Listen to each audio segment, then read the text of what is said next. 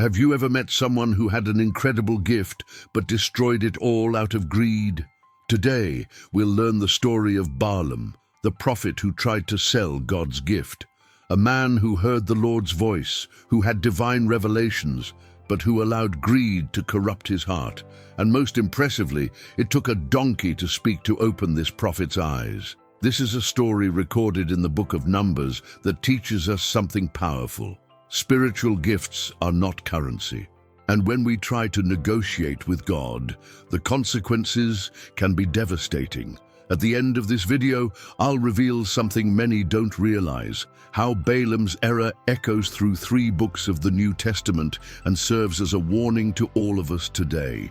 Get ready, because this journey will show you that having spiritual gifts doesn't guarantee a right heart, and that sometimes those who are spiritually blind need even an animal to speak to them to see the truth. Balaam's story begins in a way few imagine.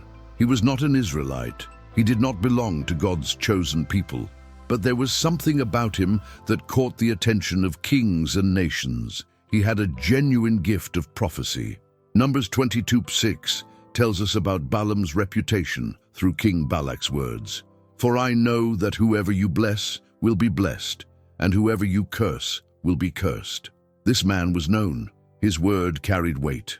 When he prophesied, things happened. Balaam lived in Pethor, Mesopotamia, near the Euphrates River.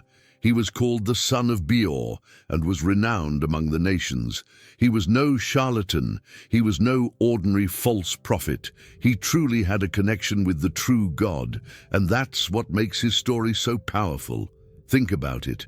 It's possible to have genuine spiritual gifts and still have a divided heart. It's possible to hear God's voice and still choose the wrong path. Balaam is living proof that spiritual knowledge and integrity of character are not the same thing. But why would such a powerful prophet become one of the Bible's greatest examples of spiritual corruption? The answer lies in an invitation he received. An invitation that would test his heart. Meanwhile, hundreds of miles away, a king was terrified. His name was Balak, king of Moab, and the reason for his terror had a name: Israel. God's people had left Egypt. They had crossed the wilderness. And now they were camped on the plains of Moab along the Jordan River. Numbers 22:2-3 describes Balak's reaction. When Balak saw all that Israel had done to the Amorites, Moab was greatly afraid of them, and Moab was distressed because of the Israelites. Picture the scene: Balak's palace at dusk. The king paces nervously through the stone halls. Through the window, he can see the tents of Israel in the distance, thousands of them, like a sea of canvas stretched across the plain. The heat of the day still lingers in the air, but a different chill runs down his spine. It's not fear of armies, it's fear of the God who is with them. Balak knew he couldn't defeat Israel by military force. He'd heard the stories: the Red Sea parting, manna falling from heaven, powerful kings being defeated. Then he had an idea. If he couldn't defeat them with swords, he'd try to defeat them with curses. And there was only one man powerful enough to do it: Balaam. Numbers 22:5-6 records Balak's decision. He sent messengers to Balaam with a clear request. "Now therefore I pray thee, curse this people for me, that I may smite them and drive them out of the land." The king was offering more than a job. He was offering wealth, honor, recognition. And Balaam, the prophet who heard God's voice, was about to face the greatest temptation of his life. Can a divine gift be sold? Balaam was about to find out. Balak's messengers arrived at Balaam's house, and they did not come empty-handed. Numbers 22:7 tells us, "The elders of Moab and the elders of Midian departed with the rewards of enchantments in their hands." It was gold. It was silver. It was the promise of honor and recognition. Balak was willing to pay dearly for the curse on Israel, and Balaam listened to the proposal. He heard about the people threatening Moab. He heard about the riches that awaited him. But then Balaam did something interesting. Numbers 22:8 records, "And he said to them, 'Stay here tonight, and I will bring you word, just as the Lord will speak to me.'" Sounds pious, doesn't it? It seems he wanted to consult God before deciding. But here's the question. Why did he need to consult? Israel was God's people. This was no secret. Any true prophet would know that cursing the chosen people was against God's will. But Balaam hesitated, and that hesitation revealed something. His heart was already set on reward. That night God came to Balaam and asked, "Who are these men with you?" Numbers 22:9. And Balaam explained Balak's request. God's answer was clear and direct, recorded in Numbers 22:12. "You shall not go with them, nor curse this people, for they are blessed." The order was simple: don't go, don't curse, the people are blessed. But for Balaam, that answer wasn't what he wanted to hear, because on the other side was Balak's gold. And when the heart is already divided, even God's clear voice can seem negotiable. What happens when we know what God said, but we wish otherwise? The next morning, Balaam sent Balak's messengers away. Numbers 22:13 records his words. "Go to your own land, for the Lord refuses to let me go with you." Note, he didn't say, "God said Israel is blessed." He said, "God won't let me go." The way Balaam delivered the message already showed where his heart was. He wasn't content with God's answer. He was frustrated, and Balak sensed this, so he sent new messengers, more important ones, with even greater promises. Numbers 22:17 records the new proposal. "For I will greatly honor you, and I will do whatever you say to me. But come, I pray you, curse this people for me." It was an offer he couldn't refuse: wealth, power, fame, everything an ambitious prophet could desire. And here is the turning point. Balaam responded with spiritual-sounding words, recorded in Numbers 22:18. "Even if Balak were to give me his house full of silver and gold, I could not go beyond the word of the Lord my God, to do anything small or great." Beautiful words. But then he said something revealing. "Stay here tonight, that I may know what the Lord will say to me further." Verse 19. By the way, if you're following this story and realizing how easy it is to try to negotiate with God when we want something, don't forget to subscribe to the channel and leave a like. This will greatly help us continue to bring you these powerful lessons from the Word. Why ask again?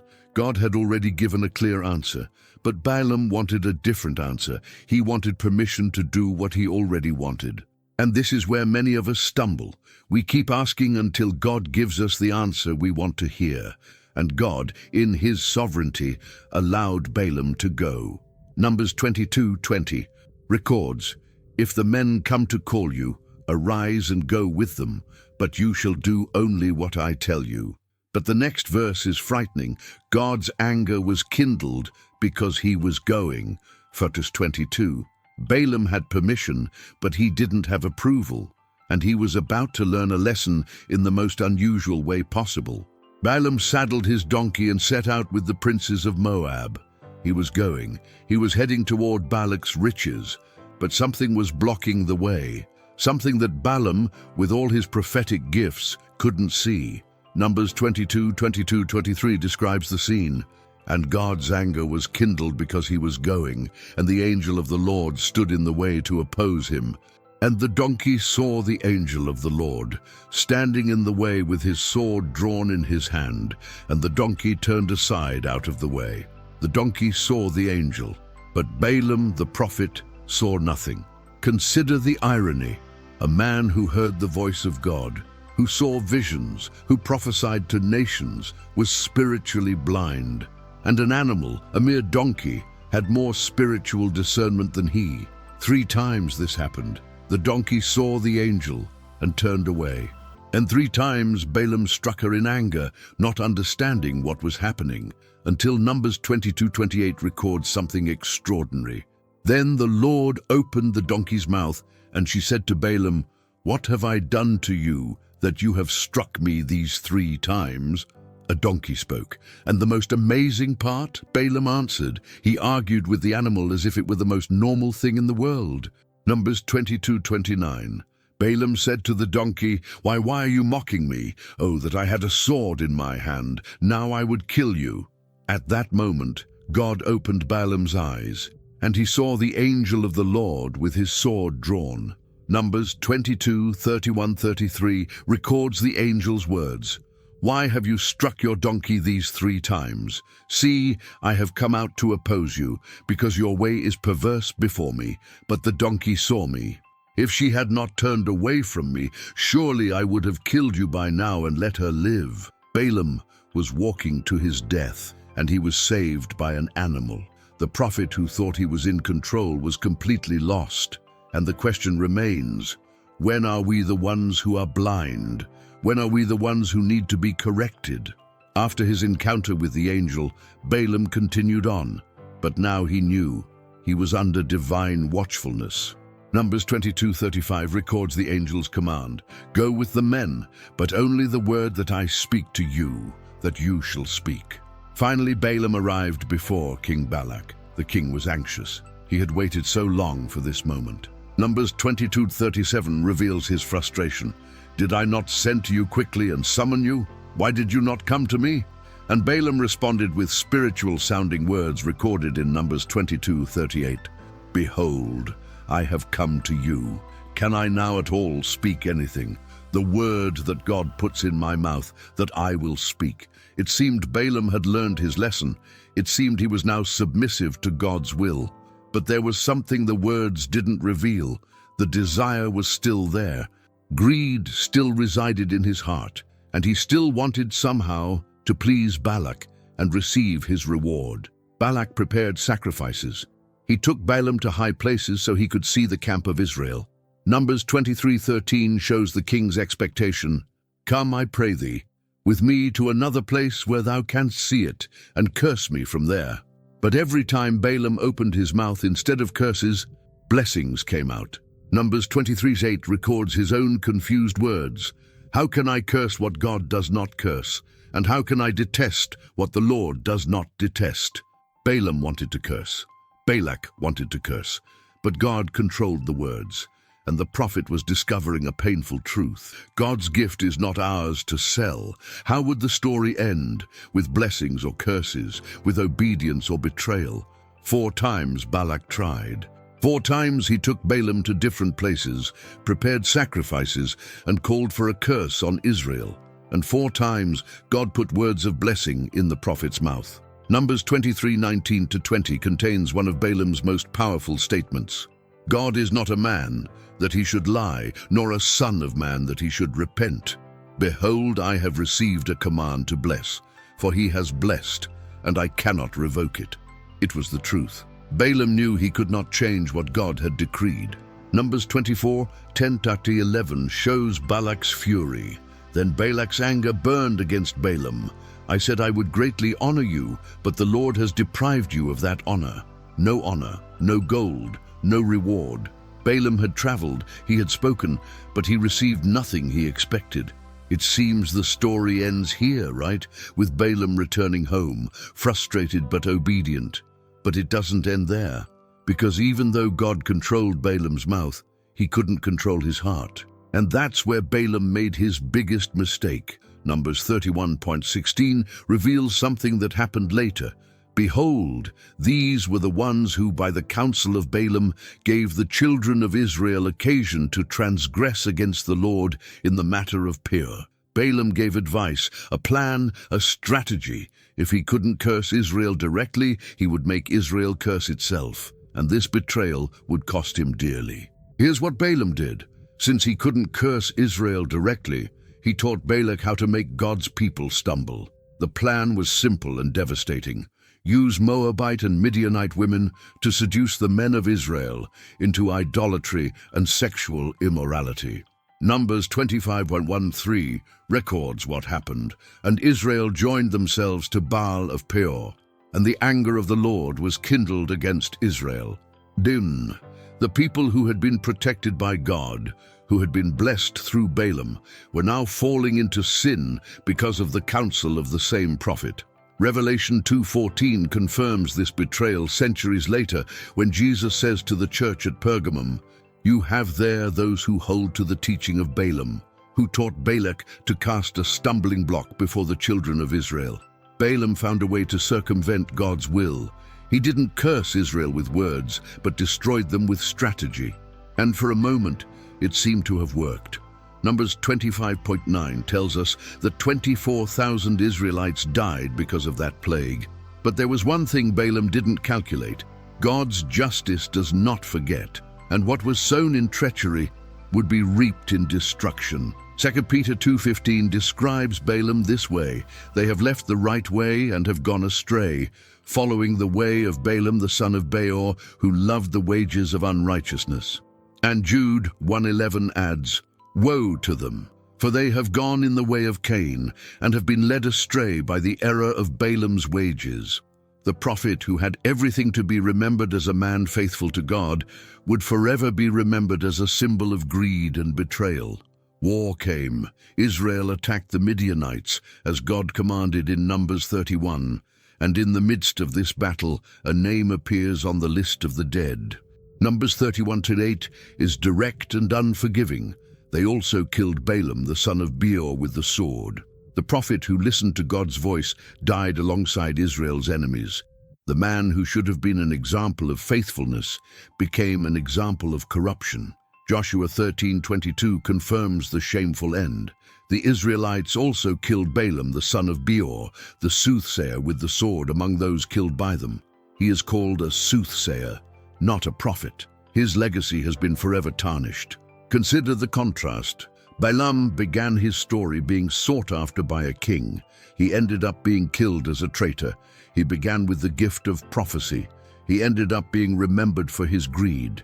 He began listening to the voice of God. He ended up giving advice that destroyed lives. What happened? Simple.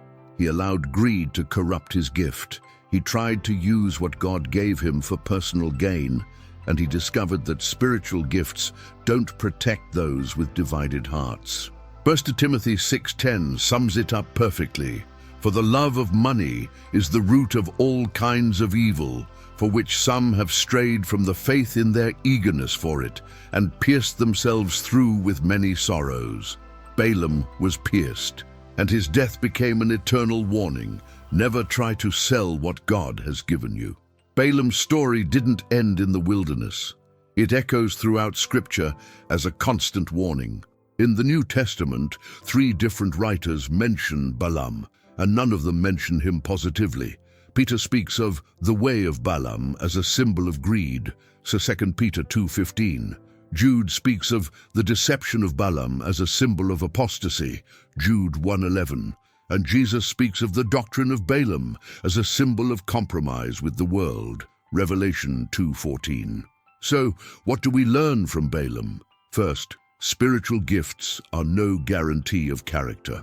It is possible to prophesy and still be spiritually lost. It is possible to have knowledge of God and still have a corrupt heart. Second, God cannot be manipulated. Balaam tried to reconcile God's will with his own desires. He tried to find a loophole, a way to obey and still profit, but he discovered that with God there is no negotiation. Third, greed is an open door to destruction. It was for the love of money that Balaam hesitated. It was for the desire for honor that he continued to consult. It was out of greed that he gave Balak the fatal advice. And fourth, the consequences of our choices extend beyond ourselves. Balaam's advice didn't just kill him, it killed 24,000 Israelites. Our disobedience never affects only us. So the question remains, where is your heart? In the gifts God has given you, or in the rewards the world offers? If you've made it this far, you need to know something. Balaam's story is a mirror that reflects the dangers of spiritual ambition, of greed disguised as piety, and of a divided heart. Balaam had everything to be remembered as a great prophet, but he chose to be remembered as an example of greed. He listened to the voice of God, but he also chose to listen to the voice of gold, and in the end, he lost everything. God's message to Balaam is the same for us today. The gift he gives us is not ours to sell. Whether it's the gift of teaching, leading, serving, or prophesying, none of them are for sale. They are for the glory of God and the edification of the people, never for personal gain. Matthew 10:8 reminds us, "Freely you have received, freely give." And 1 Peter 5:2 instructs leaders, "Feed the flock of God, not for filthy lucre, but with a ready mind." So today I invite you, don't follow Balaam's path. Don't try to negotiate with God. Don't allow greed to corrupt the gifts you've received. Because true wealth isn't found in Balak's gold, it's in remaining faithful to God's will. If this message touched your heart, leave a comment sharing what you learned from Balaam's story. Share this video with someone who needs to hear this warning. And subscribe to the channel to continue discovering the profound lessons of God's Word. Remember, spiritual gifts are a responsibility, not a possession. Use them for God, not for gain, because in the end, what matters is not how much we receive, but who we serve. May God bless you and keep you on the path of faithfulness.